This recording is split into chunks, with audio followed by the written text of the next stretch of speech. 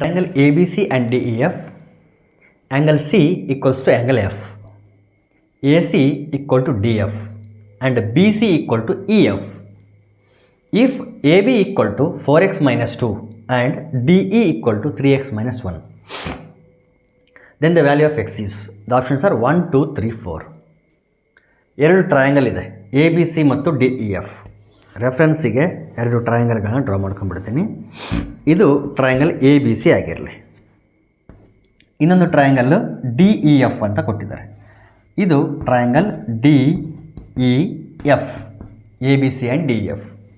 ಈ ಎರಡು ಟ್ರಯಾಂಗಲ್ಗಳಲ್ಲಿ ಆ್ಯಂಗಲ್ ಸಿ ಮತ್ತು ಆ್ಯಂಗಲ್ ಎಫ್ ಎರಡು ಆ್ಯಂಗಲ್ಗಳು equal. This angle C is equal to angle F.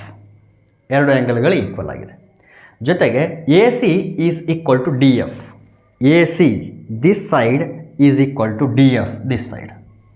So ಒಂದು ಆ್ಯಂಗಲ್ ಈಕ್ವಲ್ ಆಯಿತು ಎರಡರಲ್ಲೂ, ಮತ್ತು ಎರಡು ಕರೆಸ್ಪಾಂಡಿಂಗ್ ಸೈಡ್ಗಳು ಈಕ್ವಲ್ ಆಗಿದೆ. ಎ ಸಿಗೆ ಕರೆಸ್ಪಾಂಡಿಂಗ್ ಸೈಡ್ ಡಿ ಎಫ್ ಅಲ್ಲ, ಸೊ ಆ ಎರಡು ಸೈಡ್ಗಳು ಈಕ್ವಲ್ ಆಗಿದೆ. ಜೊತೆಗೆ B C is equal to E F.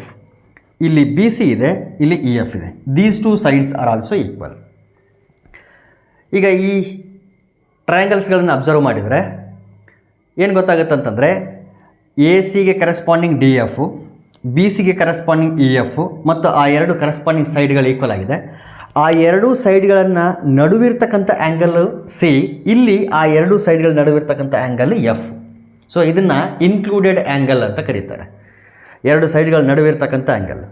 ಈ ರೀತಿ ಎರಡು ಟ್ರಯಾಂಗಲ್ಗಳಲ್ಲಿ ಎರಡು ಸೈಡ್ಗಳು ಈಕ್ವಲ್ ಆಗಿದ್ದು, ಆ ಎರಡು ಸೈಡ್ಗಳಿಂದ ಇನ್ಕ್ಲೂಡ್ ಆಗಿರ್ತಕ್ಕಂಥ ಆ್ಯಂಗಲ್ ಏನಾದರೂ ಈಕ್ವಲ್ ಆಗಿತ್ತು ಅಂತಂದರೆ ಆ ಎರಡು ಟ್ರಯಾಂಗಲ್ಗಳು ಕಾಂಗ್ರಿಯೆಂಟ್ ಟ್ರಯಾಂಗಲ್ಸ್ ಆಗಿರುತ್ತೆ. ಇದರರ್ಥ ಏನು? Triangle A B C is congruent to triangle D E F. ಯಾವ ರೂಲ್ ಪ್ರಕಾರ ಅಂತಂದರೆ S A S congruent rule ಇದೆ ಅಥವಾ ಪಾಸ್ಟುಲೇಟ್ ಇದೆ. S A S, side angle side, side angle side. So S A S congruency rule ಪ್ರಕಾರ ಈ ಎರಡು ಟ್ರಯಾಂಗಲ್ಗಳೇನಾಯಿತು ಅಂತಂದರೆ ಕಾಂಗ್ರಿಯೆಂಟ್ ಆಯಿತು. ಕಾಂಗ್ರಿಯೆಂಟ್ ಆದರೆ ಏನಾಗ್ತದೆ? ಕಾಂಗ್ರಿಯೆಂಟ್ ಆದರೆ ಎಲ್ಲ ಸೈಡ್ಗಳು ಈಕ್ವಲ್ ಆಗಿರುತ್ತೆ. ಎಲ್ಲ ಸೈಡ್ಗಳು ಮೀನ್ಸ್ ಕರೆಸ್ಪಾಂಡಿಂಗ್ ಸೈಡ್ಗಳು. ಎರಡೂ ಟ್ರಯಾಂಗಲ್ಸಲ್ಲಿ ಕರೆಸ್ಪಾಂಡಿಂಗ್ ಸೈಡ್ಸ್ಗಳು ಈಕ್ವಲ್ ಆಗಿರುತ್ತೆ, ಜೊತೆಗೆ ಕರೆಸ್ಪಾಂಡಿಂಗ್ ಆ್ಯಂಗಲ್ಸ್ಗಳು ಕೂಡ ಈಕ್ವಲ್ ಆಗಿರುತ್ತೆ. ಹಾಗಾದರೆ ಎ ಬಿಗೆ ಡಿ ಇ ಈಕ್ವಲ್, ಬಿ ಸಿಗೆ already E F equal, A ಸಿಗೆ ಆಲ್ರೆಡಿ ಡಿ ಎಫ್ ಈಕ್ವಲ್, ಸೈಡ್ಗಳು ಈಕ್ವಲ್, ಜೊತೆಗೆ ಆ್ಯಂಗಲ್ಗಳು ಈಕ್ವಲ್ ಆಗಿರುತ್ತೆ. ಆ್ಯಂಗಲ್ ಎಗೆ ಆ್ಯಂಗಲ್ ಡಿ, ಆ್ಯಂಗಲ್ ಬಿಗೆ ಆ್ಯಂಗಲ್ ಇ ಈಕ್ವಲ್ ಆಗಿರುತ್ತೆ. ಈಗ ನೆಕ್ಸ್ಟ್ ಡಾಟಾಗೆ ಬರ್ತೀನಿ ನಾನು. A B equal to 4x minus 2 ಅಂತ ಹೇಳ್ತೇನೆ.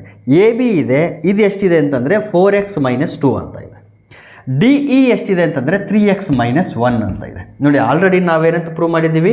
ಈ ಎರಡು ಟ್ರಯಾಂಗಲ್ಗಳು ಕಾಂಗ್ರಿಯೆಂಟ್ ಅಂತ ಪ್ರೂವ್ ಮಾಡಿದ್ದೀವಿ. ಕಾಂಗ್ರಿಯೆಂಟ್ ಆಗಿದ್ದಾಗ ಕರೆಸ್ಪಾಂಡಿಂಗ್ ಸೈಡ್ಗಳು ಈಕ್ವಲ್ ಆಗಿರುತ್ತೆ. ಹಾಗಾದರೆ ಎ ಬಿಗೆ ಕರೆಸ್ಪಾಂಡಿಂಗ್ ಯಾವುದು? D E. Therefore A B should be equal to D E. Therefore 4x minus 2 should be equal to 3x minus 1. 3x ಈ ಕಡೆ ಬರಲಿ, ಮೈನಸ್ 2 ರೈಟ್ ಸೈಡ್ ಹೋಗಲಿ. We get 4x minus 3x equal to minus 2 ಆ ಕಡೆ ಹೋದಾಗ plus 2 ಆಯಿತು. So plus 2 minus 1.